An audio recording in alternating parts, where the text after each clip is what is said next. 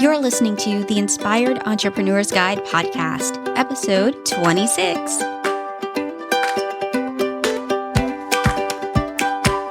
Hello, everybody, and welcome back to another episode of the Inspired Entrepreneur's Guide, the podcast that encourages you to stop dreaming and start doing. I'm your host, Darlene Victoria.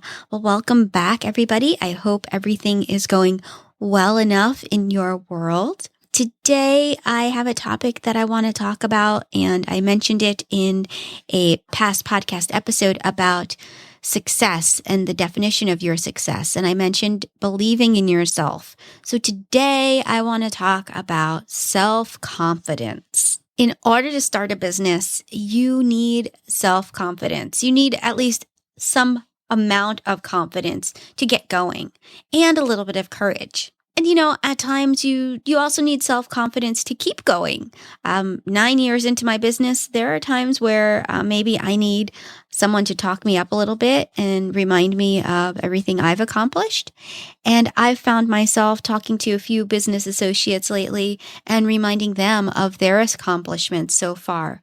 And that's actually key in building self-confidence, remembering all that you have accomplished. It's so easy to forget all of the things we've achieved when our inner critic comes out to play. So self-confidence is something you can work towards and continue to work on, both in professionally speaking and personally speaking. And here's the thing, I want to get real here. Somewhere inside of you, and this is going to sound hokey, but this is something I believe, and so I'm sharing it with you. Somewhere inside of you, you have an inner light that gives you the strength, the courage, and the confidence you need to forge ahead. And it's up to you to find that inner light. It's there within you, even if at this moment or at moments, you don't feel strong, you don't feel courageous, or you don't feel confident. So what can you do?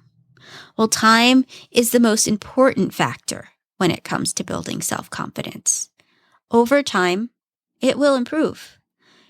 It'll grow as you gain new knowledge, go through certain experiences, and build upon your already strong foundation.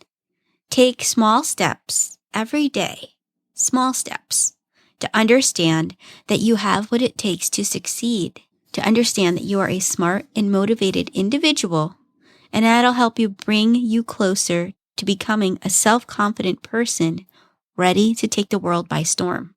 Let me tell you a little bit about me. When I first launched my business over 9 years ago, there were aspects that I was confident about. I was confident about my skills and the knowledge and the services I was offering.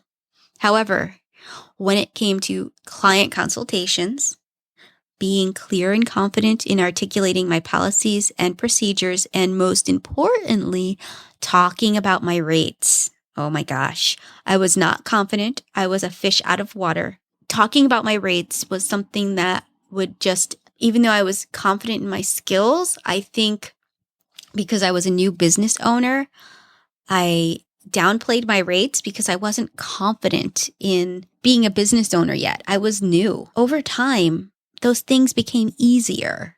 And why? Because with experience and some life lessons, both good and bad, I grew up. That's the best way to explain it. I grew into the person I am today. I became much more self-confident just with time and going through these experiences. And looking back now, when I first began my business, I feel like I was a shadow of the person I am now. And I even feel like when I look back, I was this meager and mousy business person back then. And it's just funny how with time and experience, you change and grow. So what happens if you're scared to even just start? You're just like, Darlene, yeah, you're saying all this stuff and it sounds wonderful, but I'm just scared.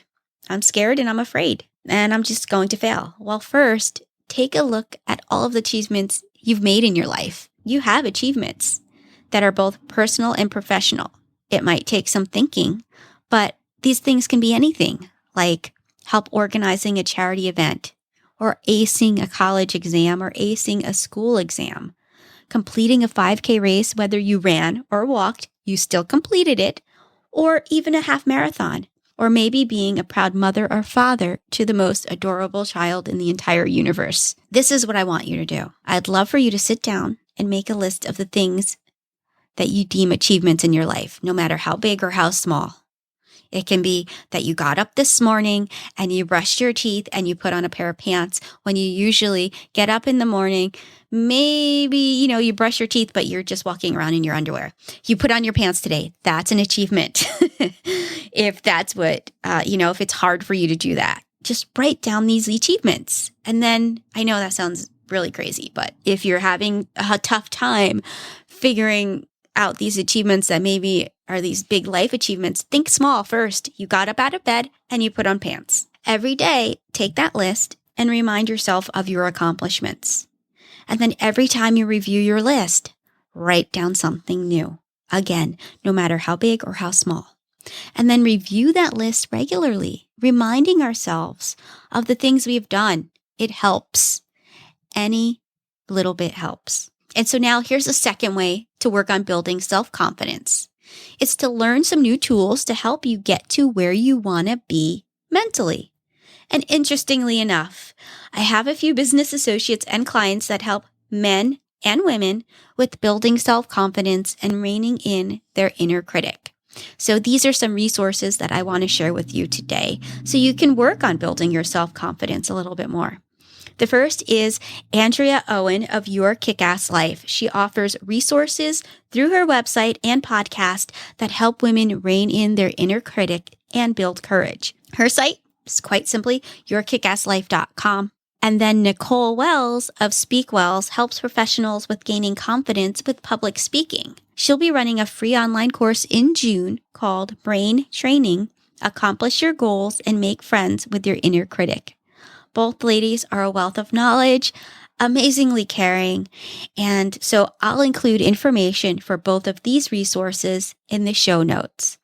And lastly, just give yourself time. Like in my own example, you may not be confident in every single way at the beginning of launching your business, and that's okay. Your confidence will grow, and also be kind to yourself. And then in the meantime, take small steps towards finding the courage and self-confidence you need to move forward on your entrepreneurial journey. Thank you so much for listening. I am so grateful for you for tuning in time and again, and I'd love to hear from you. You can connect with me on Facebook at facebook.com/DarleneVictoriaWork, and I'll be back again soon with another episode.